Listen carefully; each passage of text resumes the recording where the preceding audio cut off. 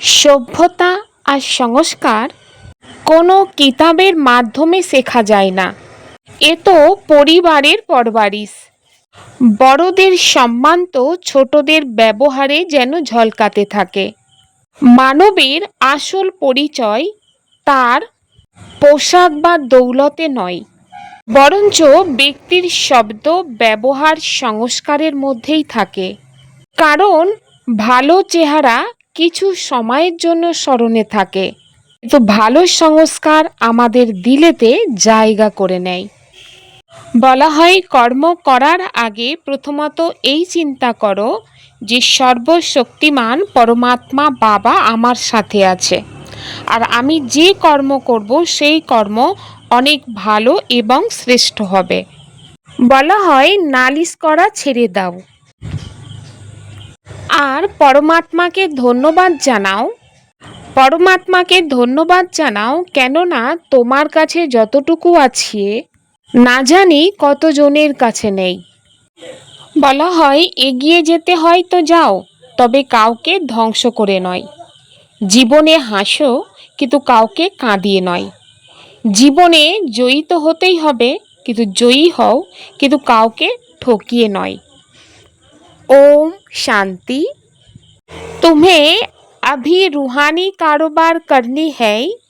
रूह समझ कर हर कर्म करने से आत्मा निर्विकारी बनती जाती है।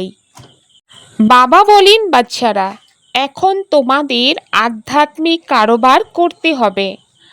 আত্মা অর্থাৎ রূহ মনে করে সকল কর্ম করতে থাকলে আত্মা নির্বিকারী হয়ে যাবে। स्वर्ग का वर्षा लेने और स्वर्ग में ऊंच पद पाने का आधार क्या है। স্বর্গের উত্তরাধিকার নেয়া এবং স্বর্গের উচ্চপদ লাভের आधार বা ভিত্তি কি। ब्रह्मा कुमार कुमारी बने तो स्वर्ग का वर्षा मिल जाएगा, परंतु ऊंच पद का आधार है पढ़ाई। अगर बाप का बनकर अच्छी रीति पढ़ाई पढ़ते रहे, पूरा पवित्र बने तो राजाई पद मिलता है। कोई पूरा पढ़ते नहीं, कर्म बंधन है, पूरा पवित्र नहीं बने और शरीर छूट गया तो प्रजा में भी साधारण पद पा लेंगे। বাবা বলেন বাচ্চারা, ব্রহ্মা কুমার কুমারী হলেই তবেই উত্তরাধিকার প্রাপ্ত হবে, কিন্তু উচ্চ পদের আধার হলো ঈশ্বরীয় পড়াশোনা। যদি বাবার হয়ে ভালোভাবে পড়াশোনা করে সম্পূর্ণ পবিত্র হয় তবেই রাজপদ প্রাপ্ত হয়। কেউ কেউ পুরো পড়ে না, কর্মবন্ধন রয়েছে, সম্পূর্ণ পবিত্র হয়নি আর তারপর শরীর ত্যাগ করলো, তাহলে সে প্রজাতে সাধারণ পদ পাবে। পরমাত্মা বাবা আত্মারূপী বাচ্চাদেরকে বোঝাচ্ছেন এখানে হয় আধ্যাত্মিক কারবার, বাকি সমগ্র দুনিয়ায় হয় শরীরের বৃত্তির জন্য কারবার। বাস্তবে কারবার চলে আত্মাদের। আত্মাই এই শরীরের দ্বারাই পড়াশোনা করে, চলাফেরা করে, বিকর্মও করে। সেই জন্য পতিত আত্মা পাপ আত্মা বলা হয়। আত্মাই সব কিছু করে।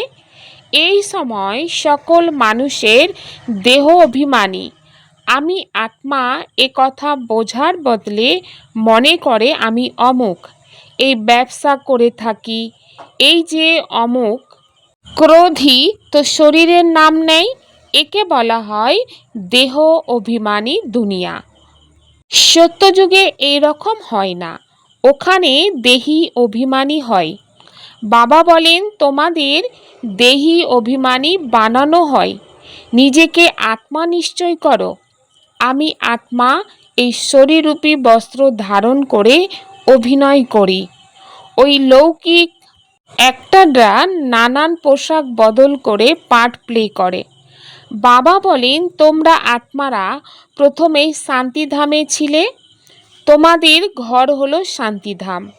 যেমন ওটা হলো অল্প সময়ের নাটক, আর এটা আবার অসীমের নাটক। সকল আত্মারাই পরমধাম থেকে এসে শরীর ধারণ করে পার্ট প্লে করে। আত্মাদের আসল ঘর হলো পরমধাম। ওই সমস্ত একটাদের ঘর তো এখানেই, কেবলমাত্র ড্রেস বদল করে পার্ট প্লে করে। সেই জন্য বাবা বসে বোঝান, তোমরা হলে আত্মা। বাবা তো বাচ্চা বাচ্চা বলবেন, সন্ন্যাসীরা বাচ্চা বাচ্চা বলবে না। বাবা বলেন, আমি পতিত পাবন, তোমাদের সকল আত্মাদের পিতা, যাকে তোমরা গড ফাদার বলে থাকো। গড ফাদার তো নিরাকার। ব্রহ্মা বিষ্ণু শঙ্করকেও গড ফাদার বলবে না। তাদের মধ্যে আত্মা রয়েছে, কিন্তু তাদের বলা হয় ব্রহ্মা দেবতায় নম, বিষ্ণু দেবতায় নম। দেবতা কেন বলা হয় তা কারোর জানা নেই। বাবাই এসে বোঝান, তোমরা কিভাবে ড্রামার প্ল্যান অনুসারে পার্ট প্লে করো। দুনিয়া একটাই, এমন নয় যে নিচে কোনো পাতাল বা ওপরে জগৎ রয়েছে। দুনিয়া একটাই, যার চক্র আবর্তিত হতেই থাকে। লোকেরা বলে চাঁদের জমি নেব। বাবা বোঝান যে বাচ্চারা কত সর্বশান্ত হয়ে গিয়েছে। ভারতবাসীদের উদ্দেশ্যে বলে, তোমরা কত সমৃদ্ধশালী, বোধ বুদ্ধি সম্পন্ন ছিলে। এই লক্ষ্মী নারায়ণ সমগ্র বিশ্বের ওপর রাজত্ব ছিল, যা কেউ লুট করে নিতে পারেনি। সেখানে কোনো পার্টিশন ইত্যাদি থাকে না। यहाँ तो कितनी पार्टीशन है, आपस में टुकड़े टुकड़े पर लड़ते रहते। तुम सारे विश्व के मालिक थे, सारा आकाश पृथ्वी समुद्र सब तुम्हारा था। तुम उनके मालिक थे, अब तो टुकड़े हो गए। ये किसको पता नहीं है, भारत ही विश्व का मालिक था। বাবা বলেন, দেখো এখানে তো কত পার্টিশন অর্থাৎ ভাগাভাগি, টুকরো টুকরোর জন্য পরস্পর লড়াই করতে থাকে। তোমরা সমগ্র বিশ্বের মালিক ছিলে, সমগ্র আকাশ পৃথিবী সমুদ্র সব কিছুই তোমাদের ছিল, তোমরা সেগুলির মালিক ছিলে। এখন তো টুকরো হয়ে গিয়েছে, একথা কারোর জানা নেই। ভারতই বিশ্বের মালিক ছিল। বাবা বোঝান, আত্মা যে পাঠ পেয়েছে তা কখনো মুছে যায় না, চলতেই থাকে। এখন তোমরা পুনরায় মানব থেকে দেবতার পরিণত হতে চলেছ, পুনরায় 84 জন্ম নেবে। তোমাদের পাঠ চলতেই থাকে, কখনো বন্ধ হয়ে যায় না। কেউ মোক্ষ ইত্যাদি পায় না। যত অধিকাংশ গুরু, অধিকাংশ সংখ্যায় শাস্ত্র, ততই মত অনেক হয়। মানুষের মধ্যে কত অশান্তি, যেখানেই যাও বলে মনের শান্তি কিভাবে পাবো, এসব দেহ অভিমানী এসে বলে। বাবা বোঝান, মন এবং বুদ্ধি এ হলো আত্মার ইন্দ্রিয়, বাকি এ সকল হলো শরীরের ইন্দ্রিয়। আত্মা বলে, আমার মন শান্তি পাবে কিভাবে, বাস্তবে এমন বলা ভুল। তোমরা হলে আত্মা, তো তোমাদের সব ধর্মই শান্ত। তো তোমরা এভাবে বলো যে আত্মারূপী আমি শান্তি কিভাবে পাব, এখানে কর্ম তো করতেই হবে। এই সমস্ত কথা বাবা বসে বসে বোঝান। দুনিয়ার এই জ্ঞান কারণ নেই, ওখানে হলো ভক্তি মার্গ, ওদের জ্ঞান জানা নেই। জ্ঞান প্রদান করেন একমাত্র বাবা। বাবা স্বয়ং বলে, আমি প্রতি কল্পে কল্পের সঙ্গম যুগে আসি, কলিযুগের অন্তে সকলেই পতিত। এ হলো রাবণ রাজ্য। রাবণকে বাবা বলেন এটা রাবণ রাজ্য, আর রাবণকে ভারতবাসীরাই জ্বালিয়ে থাকে। পতিত পাবন বাবার জন্ম এখানেই, আবার রাবণের জন্ম এখানে হয়। রাবণ সকলকে অপবিত্র করে দেয়, সেই জন্য তাকে জ্বালানো হয়। একথা কারোর বুদ্ধিতে নেই। এখন ভারতে কৃষ্ণ জয়ন্তী পালিত হয়, কৃষ্ণের লীলা ভজন ইত্যাদি করে থাকে। এখন বাবা বলেন বাস্তবে কৃষ্ণের লীলা হয় না। বাবা বলেন তোমরা বাচ্চারা জানো যে কৃষ্ণের আত্মা যিনি সত্য যুগে ছিলেন তিনি 84 জন্ম ভোগ করে এই সময় পতিত থেকে পবিত্র হচ্ছে, নিজের পথ পুনরায় প্রাপ্ত করছে। তেমনি তোমরাও কৃষ্ণপুরীর বাসিন্দার ছিলে, 84 জন্ম নিয়ে এখন পুনরায় নিজেদের পথ প্রাপ্ত করতে চলেছ। বাস্তবে জয়ন্তী বা জন্মদিন পালন করা উচিত শিব বাবার। যে শিব বাবা সকলকে হেল থেকে হেভিনে নিয়ে যায়, ওনার কোনো লীলা খেলা নেই। বলে যে পতিত পাবন বাবা এসো, এসে আমাদের নরক থেকে স্বর্গে নিয়ে যাও। তুমি তো আমাদের বাবা, তাহলে আমাদের স্বর্গে থাকা উচিত। আমরা তবে বিকারী দুনিয়ায় কেন রয়েছি? সেজন্য আহ্বান করে, হে গডফাদার, আমাদের এই দুঃখের দুনিয়া থেকে মুক্ত করো। এও ড্রামায় নির্ধারিত। বাবা বলেন এই ড্রামাকে কেউ জানে না। শাস্ত্রে ড্রামার আয়ু দীর্ঘ করে দেয়া হয়েছে। নূতন দুনিয়াকে পুরানো হতেই হবে, শতরজতমতেই আসতে হবে। এ হলো অসীম জগতের কথা। এখন তোমরা পুনরায় বিশ্বের মালিক হতে চলেছ। ভারতবাসী যারা নূতন দুনিয়ায় ছিল তারাই 84 জন্ম পাঠ প্লে করবে। এখন তোমরা পবিত্র হয়ে যাও, বাকি সমস্ত মানব অপবিত্র। তবেই তো পবিত্রতার আত্মার কাছে গিয়ে নমন করে। পবিত্রকে পবিত্রতারা কেন নমন করবে? সন্ন্যাসীরা পবিত্র হয়, তবেই তো পতিত মানবেরা তাদের সম্মুখে মাথা নত করে। কন্যা পবিত্র থাকলে তখন সকলেই তার সম্মুখে মাথা নত করে। সেই কন্যায় যখন বিবাহ করে শ্বশুর বাড়িতে যাবে তখন সকলের সম্মুখে মাথা নত করতে হয়। এখন অসীম জগতের বাবা এসেছেন সকলকে পবিত্র বানাতে। वह सब है कलियुग में, तुम हो अभी संगम पर। अब तुमको पोती दुनिया में नहीं जाना है। ये है ही कल्याणकारी युग, बाप आकर सबका कल्याण करते हैं। तुम अभी श्री कृष्ण जयंती मनाएंगे, नहीं तो लोग समझेंगे ये तो नास्तिक है। नास्तिक वास्तव में उनको कहा जाता जो अपने बाप को और रचना के आदि मध्य अंत को नहीं जानते। इस समय सब निर्धन के अर्पण बन पड़े हैं। घर घर में झगड़ा है, एक दो को मारने में देरी नहीं करते। বাবা বলেন ওরা সকলেই রয়েছে কলিযুগে, তোমরা এখন রয়েছ সঙ্গমে। তোমাদের এখন পতিত দুনিয়ায় যেতে হবে না। এ হলো কল্যাণকারী যুগ, বাবা এসে সকলের কল্যাণ করে। এখন তোমরা কৃষ্ণ জয়ন্তী পালন করবে, তা না হলে লোকেরা মনে করবে এরা নাস্তিক। বাস্তবে নাস্তিক তাদেরকে বলা হয় যারা নিজের বাবাকে আর রচনাকে আদি মধ্য অন্তকে জানে না। সেই সময় সকলেই ধনহীন অনাথ হয়ে গিয়েছে।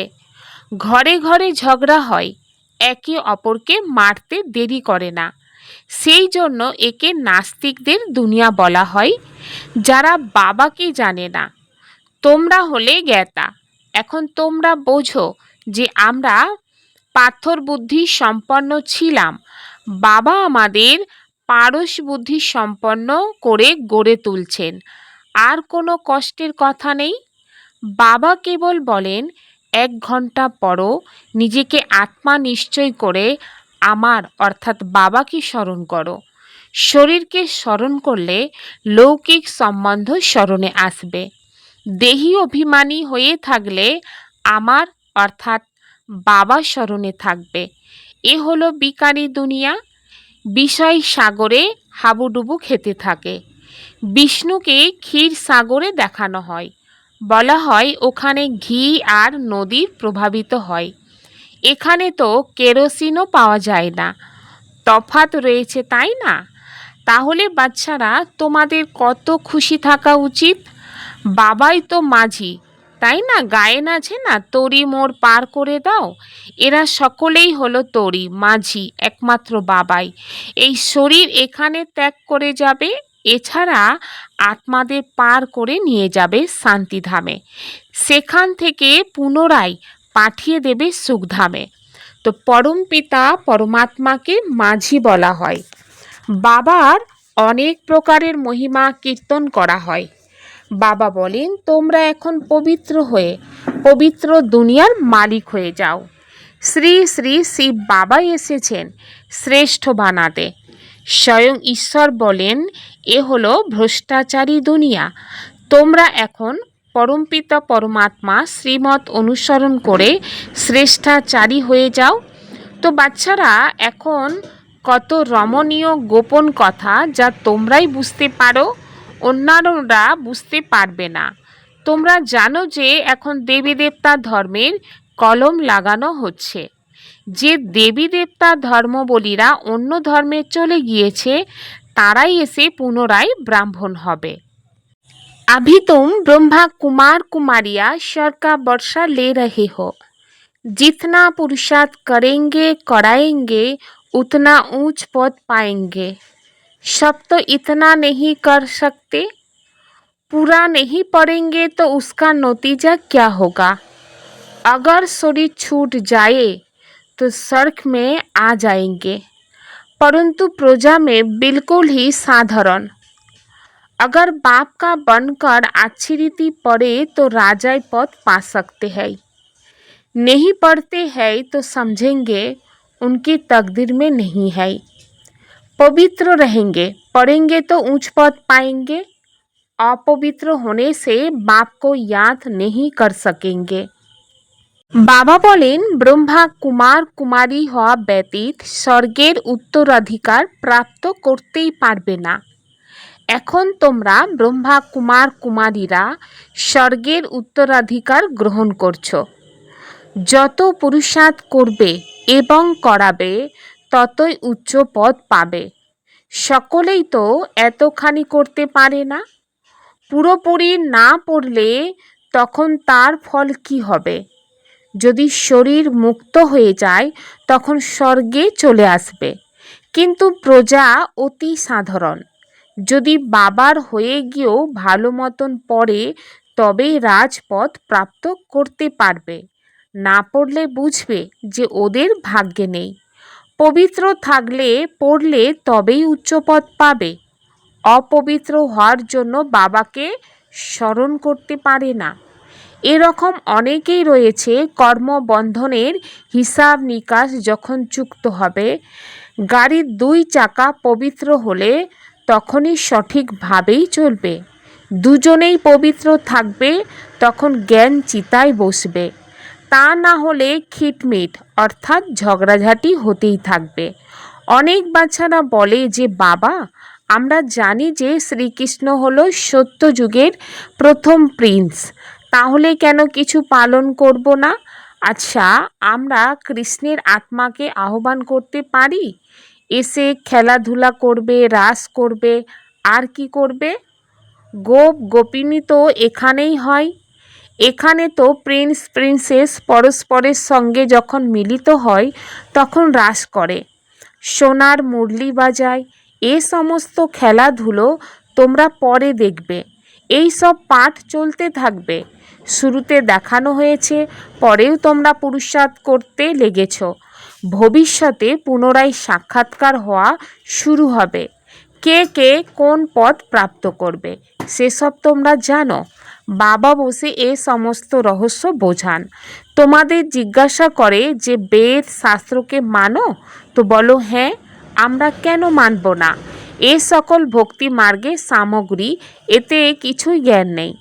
জ্ঞান প্রদানকারী হলেন অদ্বিতীয়। এক জ্ঞান প্রাপ্ত হয় তখন ভক্তি আপনা থেকেই দূরে হয়ে যায়। তোমরা মন্দিরে গেলে তো বুদ্ধিতে থাকবে যে লক্ষ্মী নারায়ণ পুনরায় এখন নূতন দুনিয়ায় রাজ্য করবে। বাবা বাচ্চাদেরকে বোঝান যে দুনিয়াকে ভালো করে বোঝো, যে দুদিকেই সম্পর্ক রাখতে হবে। গৃহস্থী জীবনে থেকে পবিত্র হতে হবে। শ্রীমৎ বলে সম্পূর্ণ পবিত্র হও, সম্পূর্ণ বৈষ্ণব হও আর বিষ্ণুপুরীর রাজত্ব গ্রহণ করো। योग द्वारा कर्म बंधन का हिसाब किताब चुक्त कर पावन बनना है। ज्ञान चिता पर बैठना है, पूरा पूरा वैष्णव अर्थात पवित्र बनना है। বাবা বলেন যোগের দ্বারাই কর্মবন্ধনের হিসাব নিকাশ মিটিয়ে ফেলে পবিত্র হতে হবে। জ্ঞান চিতায় বসতে হবে, পুরোপুরি বৈষ্ণব অর্থাৎ পবিত্র হতে হবে। अपने शांत स्वधर्म में स्थित रहना है, सबको शांति धाम की याद दिलानी है, कभी भी अशांत नहीं होना है। বাবা বলেন নিজের শান্ত স্বধর্মে অবস্থান করতে হবে, সকলকে শান্তি ধামকে স্মরণ করাতে হবে, কখনো অশান্ত হবে না। आवाज से परे की स्थिति में स्थित हो, सर्वगुणों का अनुभव करने वाले मास्टर बीज रूप भव। जैसे बीज में सारा वृक्ष समाया हुआ होता है, वैसे ही आवाज से परे की स्थिति में संगम युग के सर्वविशेष गुण अनुभव में आते हैं। मास्टर बीज रूप बनना अर्थात सिर्फ शांति नहीं, लेकिन शांति के साथ ज्ञान, अतीन्द्रिय सुख, प्रेम, आनंद, शक्ति आदि आदि सर्वमुख्य गुणों का अनुभव करना। ये अनुभव सिर्फ स्वयं को नहीं होता, लेकिन अन्य आत्माएं भी उनके चेहरे से सर्वगुणों का अनुभव करती है। एक गुण में सर्वगुण समाये हुए रहते हैं। आवाजेर ऊर्ध्वे स्थितिते स्थित हुए सर्वगुणेर अनुभवकारी मास्टर बीज रूप होते हबे। যেমন বীজের মধ্যে সমস্ত বৃক্ষ সমাহিত থাকে, তেমনি শব্দের ঊর্ধ্বে স্থিতিতে সঙ্গম যুগের সর্ববিশেষ গুণের অনুভব হয়। মাস্টার বীজ রূপ হওয়া অর্থাৎ শুধু শান্তি নয়, বরং শান্তির সাথে জ্ঞান, অতীন্দ্রিয় সুখ, প্রেম, আনন্দ, শক্তি ইত্যাদি সমস্ত মুখ্য গুণের অনুভব করা। এই অনুভব শুধু নিজের হয় না, বরং অন্য আত্মারাও তাদের চেহারার মাধ্যমে সর্বগুণের অনুভব করে। একটি গুণের মধ্যেই সর্বগুণ সমাহিত থাকে। अच्छाई धारण करो, लेकिन अच्छाई में प्रभावित नहीं हो जाओ। বাবা বলেন ভালো জিনিসকে ধারণ করো, কিন্তু সেই ভালোর প্রভাবে প্রভাবিত হয়ে যেও না। অপবিত্রতার বীজকে সমাপ্ত করে সম্পূর্ণ স্বচ্ছ পবিত্র হতে হবে। পবিত্রতা তোমরা ব্রাহ্মণ আত্মারা তোমাদের অনাদি আদি সংস্কার, এই ন্যাচারাল সংস্কারের ফলে স্বপ্নে এবং সংকল্পেও যেন অপবিত্রতার ইমর্জ না হয়। সংকল্প আসবে আর তোমরা বিজয়ী হও, এর থেকে ওপরে একে ন্যাচারাল সংস্কারে পরিণত করো, তাহলে এই সাবজেক্টের পুরুষার্থ করার আবশ্যকতা থাকবে না। ওম শান্তি।